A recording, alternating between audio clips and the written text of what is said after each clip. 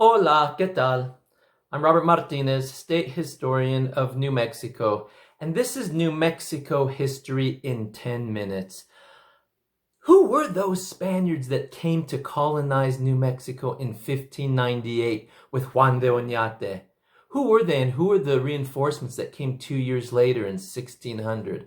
I want to take a little time to talk about them because this is the beginning of Hispanic culture and civilization in New Mexico.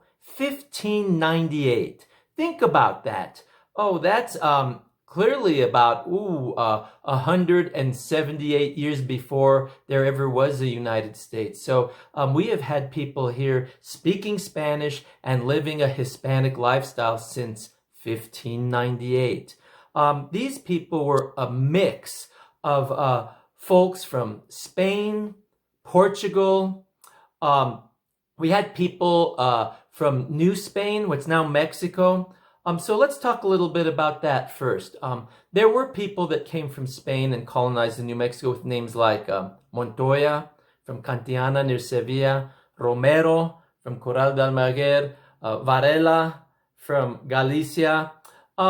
It was a mix of people, okay? But let's be clear. You did not have people in places like Spain or Portugal. The Gonzales were from Portugal. The Gomez were from Portugal. Let's just say these folks were not sitting around in Spain and Portugal saying, oh, I want to go to New Mexico. Quiero ir a Nuevo Mexico, La Nueva Mexico. They weren't doing that. If they were going to leave Europe to come to the Indies, to the Americas, they were going to go where there was action, where there was jobs, where there was opportunity, places like Puebla, Mexico City, Guadalajara, Zacatecas, Durango. New Mexico was not on their mind. And we have to also remember something about these folks. They were immigrants. That means they were the middle to lower class people in Spain who had no opportunity there. They had nothing going for them. They couldn't find work. Maybe they were from a well-to-do family, but the family inheritance left them nothing, so they had to go make their way in the world. Oftentimes, wealthy families, everything would go to the eldest son. So other sons would have to go become soldiers or priests to have a vocation and a career in life. Well, once the Americas opened up in the late 1400s and 1500s, and then, of course, the 1600s, that was one place that people said, let's get out of here. Let's go to the Americas and start a new life. So let's be very clear about that. So these folks would come to Veracruz and then into Mexico City, and they might stay for a few years, and then when the call was put out to colonize New Mexico, then they would join the expedition. So that's how we get our Spanish ancestry, or that's one way. The other way is there are Spaniards born in Nueva España, born in Mexico, in the Americas. These are criollos.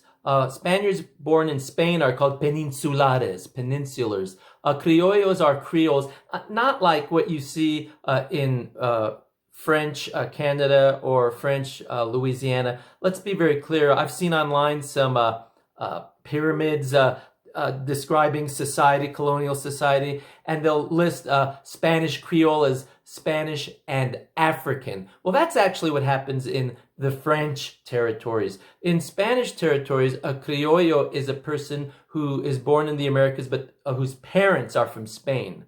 So that's these are folks that were born in Mexico City or Puebla or these places.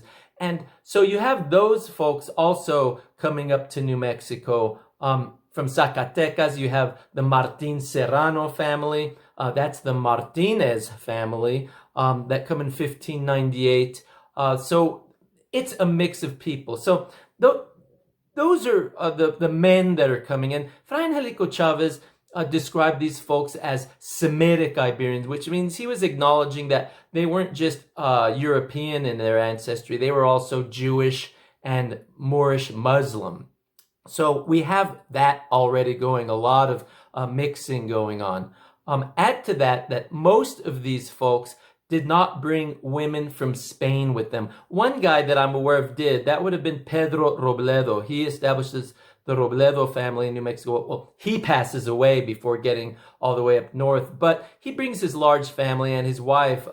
She's from Toledo, Catalina Lopez. And so, yeah, he brings a wife from Spain. But for the most part, when we start studying the records, the men who did bring women, the women were people that the men married in Mexico. Okay, so typically these might be criolla women, Spanish women, or they might be mixed blood women, women of Spanish and Indian ancestry, which was very common. And then you have those who married Native American, Mexican women.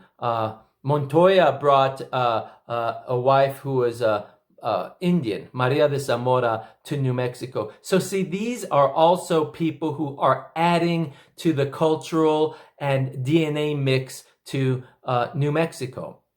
And then finally, you have people coming up here who have no wives, but they just take on wives or women from the pueblos. They are native Pueblo women, and they have children with them, mestizo kids, and those kids become part of the New Mexico Hispanic population.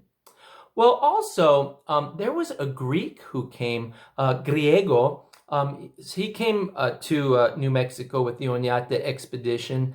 And then, of course, you get people with names like Durani Chavez, Lopez Holguin. These are Extremeños from Extremadura. And their children are marrying local women in Mexico and in New Mexico. So I want you to just know that this is a mix of people. We have descriptions of them. A lot of them are described as being dark-haired, dark-eyed with pointy noses, sharp noses, lantern jaws. Some had red hair or chestnut color hair and light eyes, blue eyes or gray eyes. So the people that came here reflected the Mediterranean world and the Mesoamerican world. There's all kinds of people coming up to New Mexico in 1598 and 1600. So I want you to keep this in mind because about 400 come up in the Oñate expedition. But as we'll see in a later episode, most become very disillusioned. This is not an expedition where people are really wanting to come and be farmers or do hard manual labor. These are people who are coming to start a new life, hoping to find opportunity and wealth. And when it doesn't produce that, when the land and the people here don't produce that, many become disillusioned and leave. But the ones who stay, about a tenth of that group, they stay, they remain, they're loyal and dedicated, and they are brought up here with that opportunity for a new life. They're immigrants. They are not of the noble classes. They are not of the high royal or noble classes. Maybe way back in their genealogy, there might be something like that. But these people were not carrying coats of arms, heraldry. They did not have this. However, it's complicated by the fact that one of the medieval ideas that was used to entice people to colonize New Mexico was granting them the titles of Hidalgo, Hidalguismo. Hidalgo means hijo de algo, son of something, son of someone. In other words, it's petty nobility. It's the lowest form of nobility. And yes, I believe it would be granted to those who came and stayed, and maybe, I think, for a few generations after that. But it wasn't something that was handed down for hundreds of years. And again, there's no coats of arms or anything like that. It means that you had the rights and privileges of a don or a doña. A man would be called Don Roberto, or Doña Maria. So these names would be given to people, but they were titles and they enticed people. It meant something back then. But ultimately, it didn't mean much else, especially in a poor frontier area like New Mexico. So I want you to think about that. This group that came to New Mexico and established and founded our Hispanic culture, they're people we are very proud of. They were hard workers. They had to learn to work the land. They had to learn to become farmers and herdsmen. But they were not of the noble classes. Those people would be given titles of governor. They could be appointed governor or bishop or viceroy or members of the audiencia in Mexico City.